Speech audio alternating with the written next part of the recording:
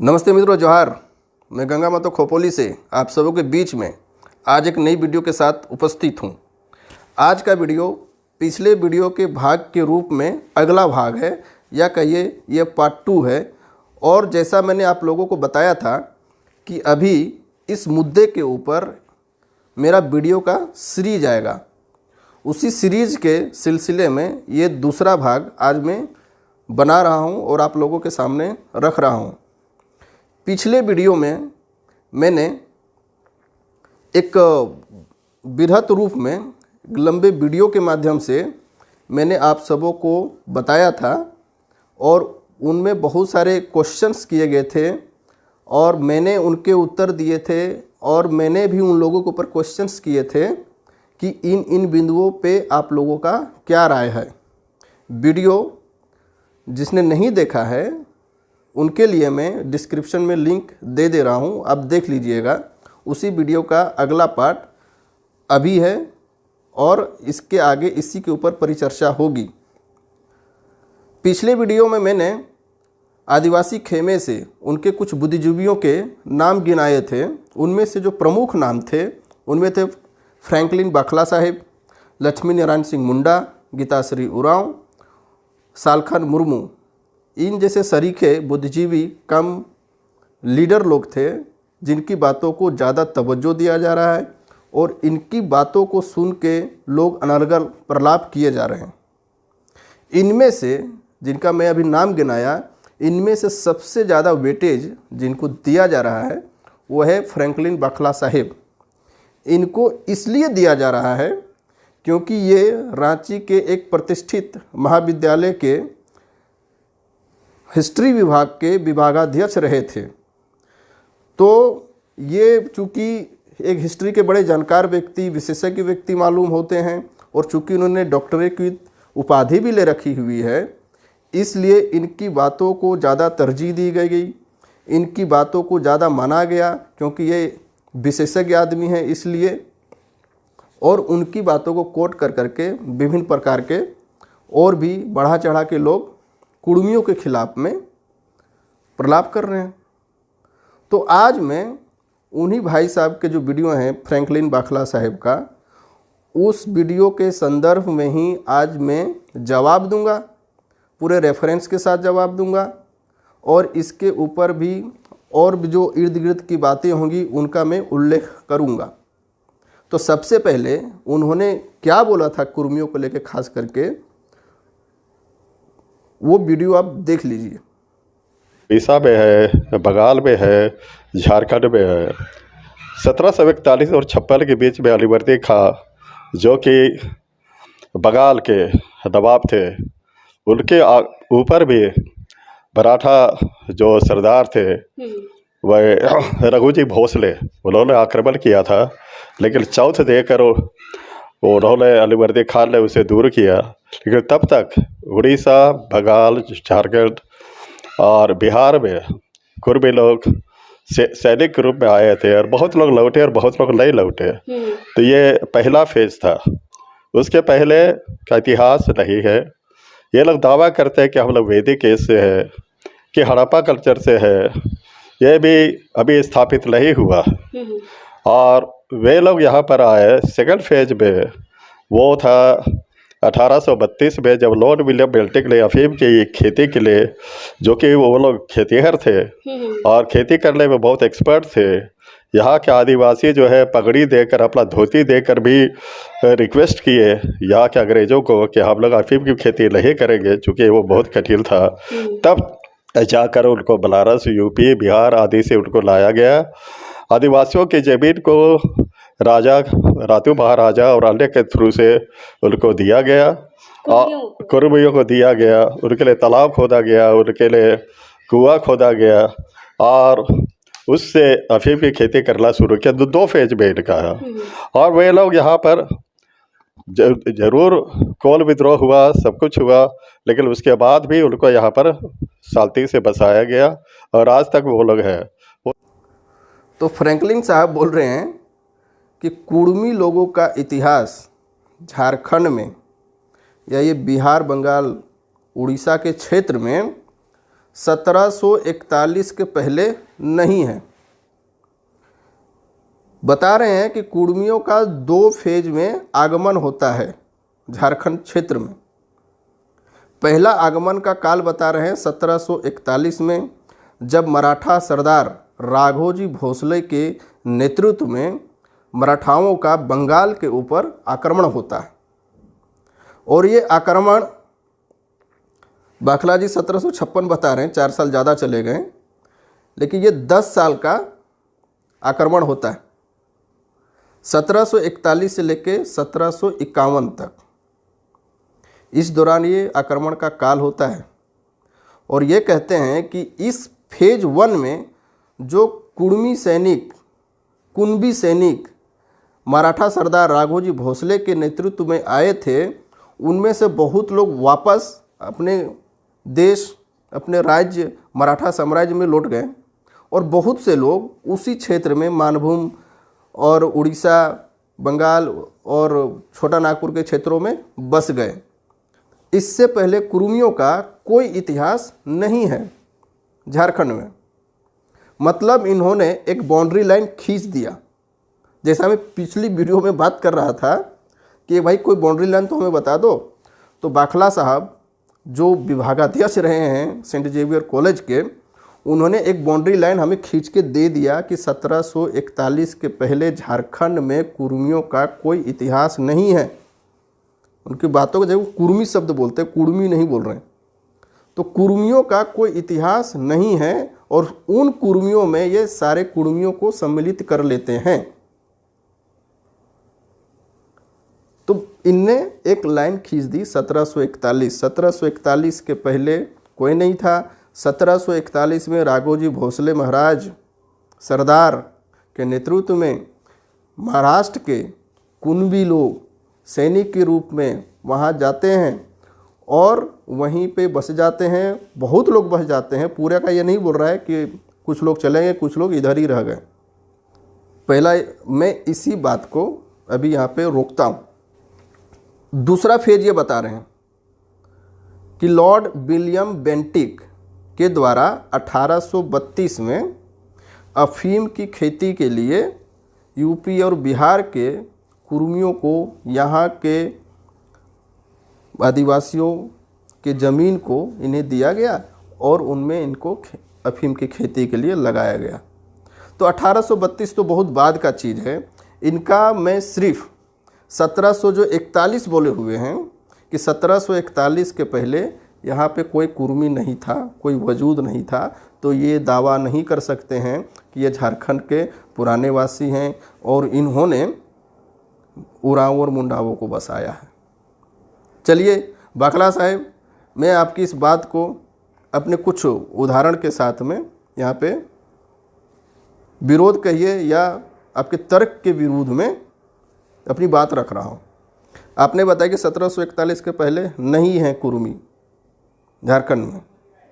अब मैं 1741 के पहले का आपको कुछ दिखाना चाहता हूँ। ये मंदिर देखिए आप, सोना पहाड़ी मंदिर, द्वारसिनी मंदिर, हमारे गिरिडीह जिला के बेको गांव में, बेको मौजा है बहुत बड़ा, बेको मौजा में, बेको गांव से सटा हुआ है, यहाँ पे द्वारसिनी मंदिर है जिसको हम लोग जनरल रूप में सोना पहाड़ी मंदिर बोलते हैं। बहुत फेमस जगह है ये। इनमें करें तो अगल बगल के जितने 8-10 डिस्ट्रिक्ट है, यहाँ तक कि बंगाल से भी श्रद्धालु लोग यहाँ पे आते हैं, अपनी मन्नत मांगते हैं, वो श्रद्धा है उनकी। आपके लिए बता दूं कि इस मंदिर के जो पुजारी हैं वो कुर्मी समुदाय के हैं, महतो हैं। इस मंदिर की स्थापना जो वर्ष है, इसके ऊपर आप ध्यान दीजिए, स्थापना वर्ष 1663 लिखा हुआ है। 1663 में दयाल चौधरी के द्वारा ये स्थापित है। आप वर्ष पे जरा गौर करिए। और दयाल चौधरी कौन थे, इसके रेफरेंस में भी आपको कुछ बातें बताता हूँ। रामगढ़ के राजा दलेल सिंह, आप इनका भी कार्यकाल देखिए, 1677 ईस्वी। 1677 ईस्वी में दयाल चौधरी बेको मोजा से ये ज़मींदारी का काम करते थे और टैक्स कलेक्शन का काम करते थे। मालगुजारी के रूप में दयाल चौधरी बेको मोजा से रामगढ़ को मालगुजारी भेजते थे। दलेल सिंह 1677, वहाँ पे स्थापना होती है 1663। वो आदमी मालगुजारी के तौर पे बेको मोजा का देते हैं रामगढ़ को। मालगुजारी के तौर पे क्या देते हैं? तो मालगुजारी के तौर पे 10 बोझा चौप मालगुजारी के तौर पे रामगढ़ राजा को भेजा जाता था। चौप से संबंधित आप यहाँ ये पकड़ी कि सोन जो होता है या जूट जिसे कुदरुम से निकाला जाता है कि 10 बोझा चौप भेजा जाता था रामगढ़ राजा को। दयाल चौधरी के वंशज अभी भी वहाँ हैं और दयाल चौधरी के वंशज लोग ही उस मंदिर के परंपरागत पुजारी रहे हैं और अभी तक हैं। दयाल चौधरी का गुष्टी नंगटुआर है। इस पर भी गौर करिए कि जी हमारे 81 गुष्टी जो होते हैं उनमें नंगटुआर 81 में से एक, तो वो गोत्र इन लोगों का नंगटुआर है। दयाल चौधरी जब बेको गांव की स्थापना करते हैं, बेको पूरा जंगलों से घिरा हुआ क्षेत्र था। बेको में जब दयाल चौधरी आते हैं तो अपने साथ में, आपको देखिए नाम गिनाता हूँ, अपने साथ में केला नाया, नाया हम लोग जो पूजा करते हैं, आपके इधर रांची तरफ पहान बोलते हो, हम लोग नाया बोलते हैं, वो केला नाया को लाता है पूजा करने के लिए।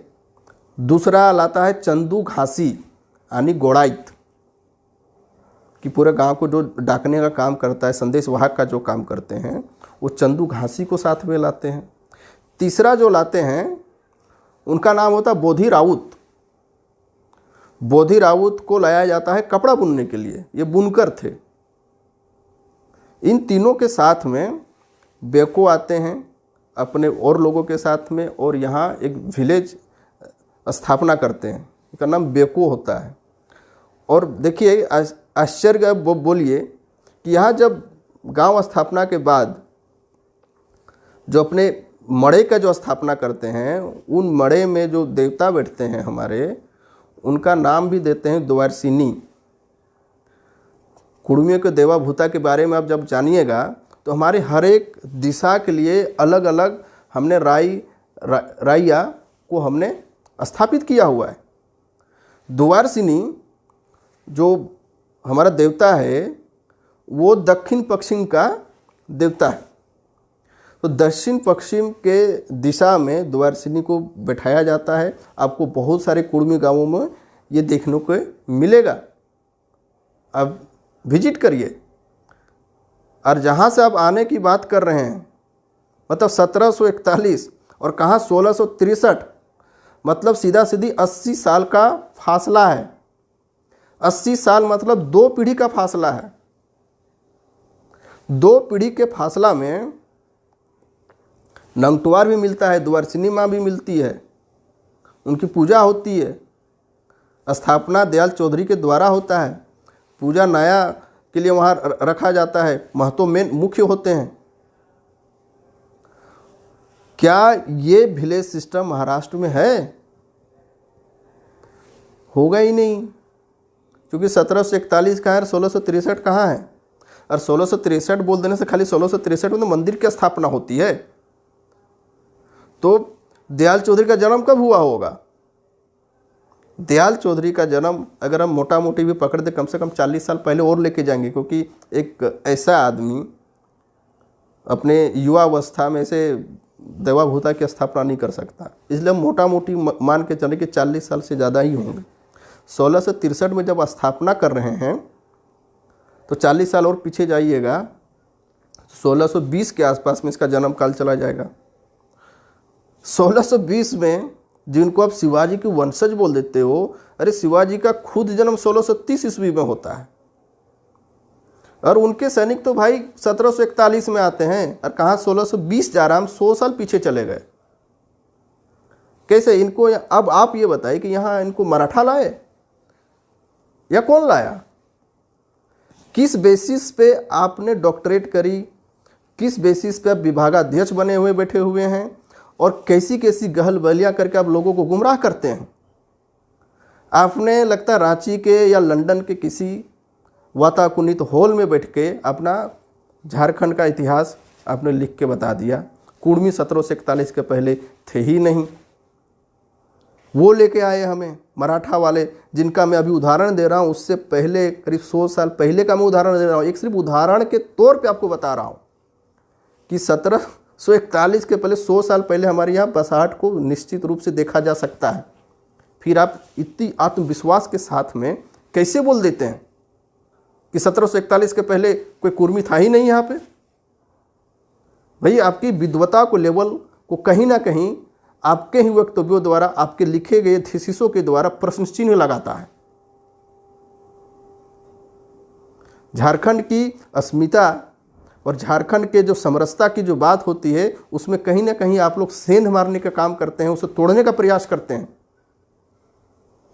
आधारहीन बातें करके।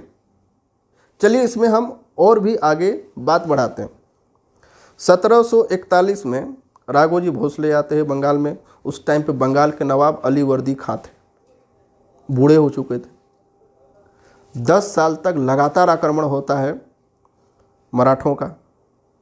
थक हार के 1751 ईस्वी में एक ट्रीटी यानी संधि को विवश हो जाते हैं बंगाल के नवाब, और इस संधि रखा जाता है कि सवर्णरेखा नदी है, उसके पार आपका हो गया यानी मराठा साम्राज्य में, और सवर्णरेखा के इधर जो पार्ट है यानी बंगाल का, वो हमारे ही अधिकार क्षेत्र में रहेगा, और इसके लिए आपको चौथ दिया जाएगा यानी रेवेन्यू का 25% यानी 1/4 को ही चौथ बोला जाता था।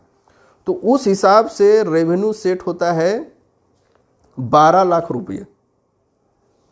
12 लाख रुपये मराठाओं को देने का संधि होता है, या शांति वार्ता उसको कह लिए स्थापित करने लिए की जाती है। और इससे पहले जिस कारण से आक्रमण होता है कि उससे पहले 3 साल का बकाया यानी 32 लाख रुपये वो भी चुकाया जाता है। और इसके बाद सवर्णरेखा नदी के इधर और इनका शासन, और पूरा उड़ीसा के इधर छत्तीसगढ़ होते हुए नागपुर महाराष्ट्र तक, ये पूरा राघोजी भोसले यानी मराठाओं सरदारों के अधीन में। और ये सिलसिला चलता रहता है 1758 तक में, जब तक अंग्रेज हरा ना देते हैं नवाबों को। ये हारते कब हैं? 1757 में, जब पलासी का युद्ध होता है। पलासी का युद्ध भारतीय इतिहास में एक समझिए एक माइलस्टोन के तौर पे है। माइलस्टोन इसलिए है कि इस पलासी के युद्ध ने ही अंग्रेजों को, ब्रिटिश राज को स्थापित करने में सबसे महत्वपूर्ण भूमिका निभाई थी। उसके बाद 1764 में जब ये लोग बंगाल के नवाब लोग अंग्रेज से परेशान होकर उनके जो एलाय रहते हैं फ्रेंच लोग, उनसे जब इनका कट जाता है, अपनी राजधानी बिहार तरफ शिफ्ट कर लेते हैं, वहाँ पे भी चले जाते हैं अंग्रेज। और उनके बाद 1757 के बाद 1764 ईस्वी बक्सर की लड़ाई होती है, और उसमें नवाब लोग जब हार जाते हैं तो पूर्ण रूप से अंग्रेज़ों के कब्जे में ये सारा क्षेत्र आ जाता है। 12 अगस्त 1765 को शाह आलम द्वितीय के द्वारा अंग्रेज़ों को ये जो पूरा बंगाल का क्षेत्र था, अभी आज के डेट में देखें तो बंगाल, बिहार, उड़ीसा, झारखंड, ये सम्मिलित रूप से सारा जो दीवानी का पावर था वो अंग्रेज़ों को दे दिया जाता है। और तब से ही जब ये अपने टैक्स वसूलने के सिलसिले में अपने लॉज के लिए हुए जंगल महल के क्षेत्रों में जब प्रवेश करते हैं, तब यहाँ लोकल लोगों द्वारा, लोकल ट्राइबल पीपल के द्वारा एक विद्रोह का आगाज़ होता है, जो एकदम सिलसिला चलते रहता है। यानी 1765 से जो शुरू होता है वो 1905 तक चलते रहता है, जब तक वो CNT नहीं हो जाता, लास्ट का जो बिरसा मुंडा का आंदोलन होता है। तो 1765 लेकर 1905 तक ये सारा संघर्ष का इतिहास रहा है। इस झारखंड क्षेत्र में, छोटा नागपुर के क्षेत्र में हमेशा ये उथल पुथल भरी यहाँ पे स्थिति रही है अंग्रेजों के शासनकाल के द्वारा। इसी शासनकाल के जब आगे बात बढ़ती है तब ये बता रहे हैं कि दूसरे फेज में अंग्रेज लोग 1832 में लॉर्ड विलियम बेंटिक के नेतृत्व में इन्हें मतलब कुर्मियों को यूपी और बिहार से लाया जाता है अफीम की खेती के लिए, जैसा कि आप वीडियो में सुन चुके हैं। और फिर कोल विद्रोह होता है, फिर वो चीज़ें, अफीम की चीज़ें ख़त्म हो जाती है। ये मोटा मोटी एक आपको मैंने एक इतिहास बता दिया। अब इस पर कुछ गौर करने वाली बातें। 1741 में हम आए यहाँ पे, उनके अनुसार बातें मानते हैं। हम तो सैनिक थे, हमारे साथ में तो हमारे बीवी बच्चे नहीं आए ना लड़ाई करने के लिए। और चूँकि देखिए मराठों का आक्रमण का बात करिएगा, वो तो बड़े खतरनाक तरीके से आक्रमण करते थे, उनसे लोकल लोग बहुत परेशान थे। तो भाई इन खतरनाक लोगों को अपनी बेटियां कौन दिया, जिससे आज जो क्षेत्र में जो दिखता है इतनी बड़ी आबादी और इतने बड़े समुदाय का निर्माण कैसे हो जाएगा। दूसरी बात है कि ये ऐसे साम्राज्य से संबंध रखते थे जिनका प्रभुत्व लगभग पूरे भारत में हो चुका था, एकदम अफगानिस्तान तक, पाकिस्तान तक, और इधर दक्षिण में कर्नाटक, आंध्र प्रदेश तक।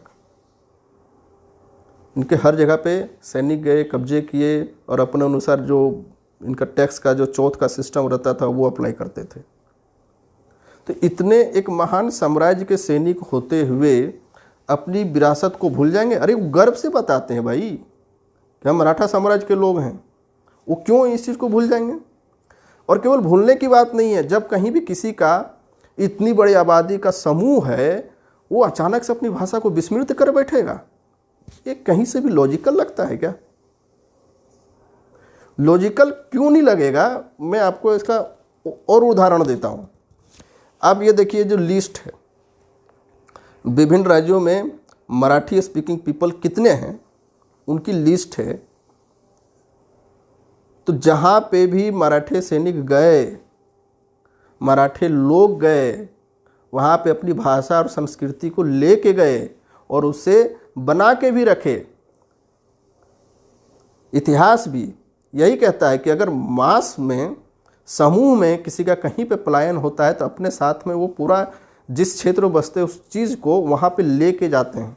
वो पूरा समूह एक वाहक होता है उस संस्कृति का, जहाँ पे वो रहते थे।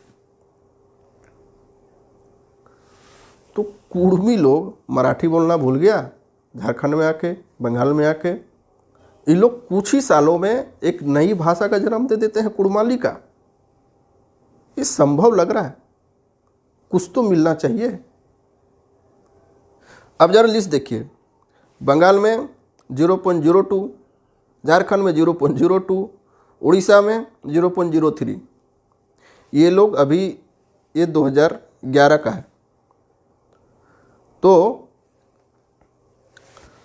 परसेंटेज इनका इसलिए इतना दिखा रहा है, जीरो इतना नहीं, मतलब इतना सा दिखा रहा है वो इसलिए क्योंकि नौकरी के सिलसिले में ये लोग वहाँ पे बसे।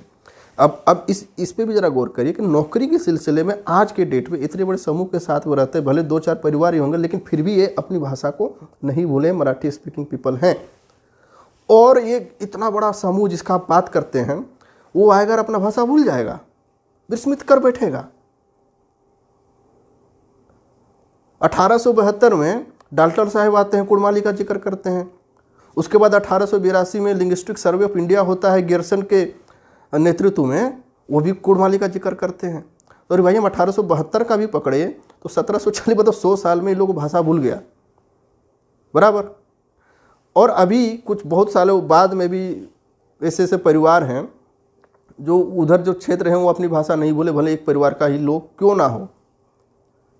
इसका और भी आप उदाहरण पकड़िए, जो अब लिस्ट देखिए, झारखंड, बंगाल, उड़ीसा के अलावा कहाँ कहाँ पे इनकी भाषा और तरीके से बोली जाती है। आप ज़रा फोटो को देखिए, कर्नाटका में 5.38%, आंध्र प्रदेश और तेलंगाना में 2.8%, छत्तीसगढ़ में 0.56%, गुजरात में 3.52%, एमपी में 2.7%, गोवा में 12.89%। इनकी जो प्रतिशत है इन राज्यों में ज़्यादा क्यों है? क्योंकि मराठे सैनिक इन राज्यों में गए थे, कर्नाटक में गए थे अपने जो साम्राज्य को एक्सपेंशन के दौर में। वहाँ इनकी संख्या आज भी बहुत ज़्यादा है, बोली जाती है, क्योंकि वो लोग वहीं पे ठहरे, वहीं अपनी भाषा संस्कृति किसी को नहीं भूले हैं। गणेश उत्सव बहुत धूमधाम से मनाते हैं, भाषा भी बड़े गर्व के साथ बोलते हैं। आंध्र प्रदेश में जो हैदराबाद के ये निज़ाम वगैरह से इन लोगों का जो चलते रहता था, उस दौरान बहुत सारे वहाँ जब सैनिक जाके बसे तो वहाँ पे भी मराठी बोली जाती है। गुजरात में भी वही है। एमपी नागपुर जब बोलेगे, वही जिस राजा की बात आप करते हैं राघोजी भोसले, वो नागपुर के गोंड राजा बुलंद शाह को हरा के नागपुर को अपने कंट्रोल में लेते हैं। आप देखिए कि ये नागपुर में कितनी मराठी बोली जाती, सेकंड राजधानी है महाराष्ट्र का। उसी के क्रम में जब आगे रायपुर तरफ जाते हैं, छत्तीसगढ़ में वही परसेंटेज दिखता है। एमपी ग्वालियर जो इलाका है, खास करके इंदौर का इलाका है, वहाँ भी मराठी स्पीकिंग पीपल बहुत ज़्यादा है। क्यों है? क्योंकि वही मराठी सैनिक लोग वहाँ जाके गए थे। और बड़े आश्चर्य की बात होती है कि जब इतनी बड़ी कुर्मी की आबादी है, जो सबसे बड़ा कंस्टिट्यूट करो सिंगल बड़ी आबादी उस क्षेत्र की है, और वो अपनी भाषा भूल जाते हैं। अरे भाई, दूसरे राज्यों में गए, वहाँ अपनी भाषा को नहीं भूले, लेकिन जैसे झारखंड आते हैं तो गजनी बन गए हमारे महाराष्ट्र के कुणबी लोग, वहाँ जाकर अपनी भाषा भूल कर एक नई भाषा का जन्म दे दिए, कुड़माली का। तो बाखला साहेब, आपकी ये बातें कहीं से भी तर्क संगत लगती हैं?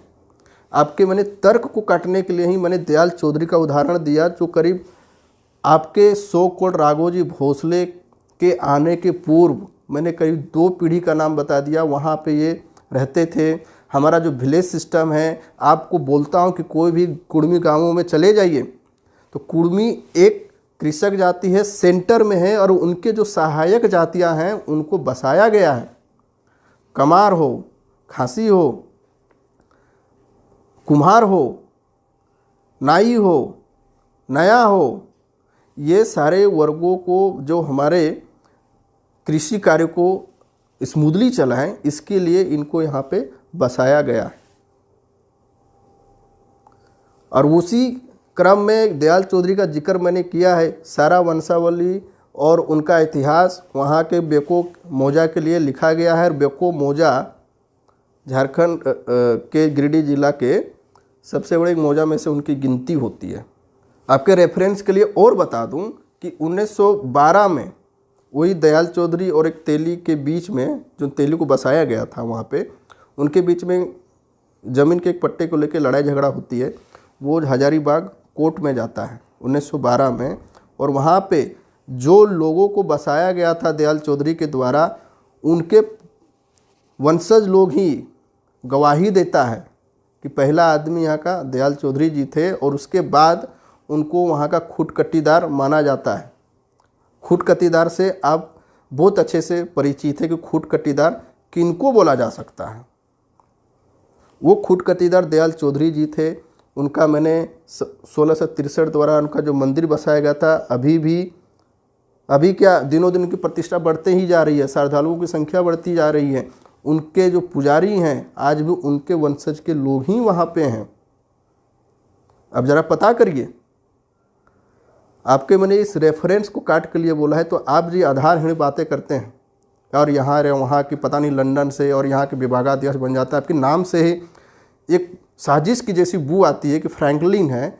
और ये हम लोग के विषय में कैसी राय रखते हैं और किस प्रकार की राय रखते हैं, और ये लोगों को गुमराह करने का काम कैसे करते हैं। या ये लोग सोचते हैं कि हम पढ़े लिखे हैं, हम डॉक्टर हैं, मेरे नाम का अगर डॉक्टर लगा हुआ है तो हम जो कुछ भी बोल देंगे वो सही हो जाएगा। हम जो बोल रहे हैं उसका कोई आधार नहीं है। आप जो बोल रहे हैं पूरा आधार के साथ बोल रहे हैं। आप ये जो कोट करते हैं कहाँ से करते हैं? किसी ने लिख दिया, उनको बोल दिया, अपने थीसिस लिख दिया, आप डॉक्टर बन गए। और यहाँ जो सामने सब कुछ दिखता है विलेज सिस्टम, वहाँ पे उनकी वंशावली दिखती है, उनके जजमेंट से सारा कुछ दिखता है, वो आपको दिखाई नहीं देता, वो आपके सबूत की दरकार नहीं है। जिस 1620 के आसपास में जब शिवाजी महाराज का जन्म भी नहीं होता है, अंग्रेज का भारतीय भूभाग में कोई कंट्रोल नहीं होता है, ये सिर्फ एक व्यापारी के तौर पे रहते हैं बंगाल में, जिनको यहाँ व्यापार करने के लिए बंगाल के नवाब को टैक्स देना पड़ता था तब कि यहाँ के ये फ्रीली व्यापार कर सके। और जब इनका भारतीय भूमि में भारतीय कंट्रोल सिस्टम यानी प्रशासनिक वे में जब इनका कब्जा होता है तो कब होता है? 1757 के बाद फुल्ली मिलता है 1765 में। तो 1765 के बाद इन लोगों का ये होता है, तो आप हमको कैसे बोल दो? दोनों थ्योरी आपकी यहाँ फेल हो जा रही है भाई। जिस शिवाजी के वंशज आप बोलते हैं, उनके जन्म के पूर्व का मेरा यहाँ गांव दिख रहा है। दूसरा, अंग्रेज हमको लाए थे, अरे अंग्रेज 1765 के बाद कहाँ 1620 का हम आसपास आपको बात बता रहे हैं। अगर 1663 का ही पकड़े तो हम 80 साल पहले का आपको बात बता रहे हैं। ये इतनी पीढ़ी है, इनको कौन लेके आया भाई? हमारी प्राचीनता को आप नकार नहीं सकते। और आप जो उलूल जुलूल बातें करते हैं, और ख़ास करके अपने समुदायों और एक विशेष विचारधारा और एक वेस्टर्न चीज़ों को जो आप पकड़ के चल रहे हैं, उनको खुश करने के लिए ऐसे ही तोड़ मरोड़ के बातें आप जो बोलते हैं, ये आपका ज़्यादा दिन चलने वाला नहीं है। अब आप लोग जितने सवाल करेंगे, अगर आप एक उंगली हमारे तरफ कर रहे हैं तो भाई 4 उंगली आपके तरफ है। और आपकी प्राचीनता ना, आपकी आधुनिक काल का आगमन भी आपके ऊपर प्रश्न करेगा कि हमें नवीन साबित करने के लिए आप नवीनतम ना हो जाओ। आप इस चीज़ का ख्याल करिए। अभी तक मुझे किसी भी आदिवासी भाई बंधु जो हैं वहाँ पे किसी से किसी का शिकायत नहीं है। आप लोगों का शिकायत और हमारा इतिहास खोदन के ऊपर जो आपका कार्य चल रहा है, थीसिस चल रहा है, ये ज़्यादा दिन चलने वाला नहीं है।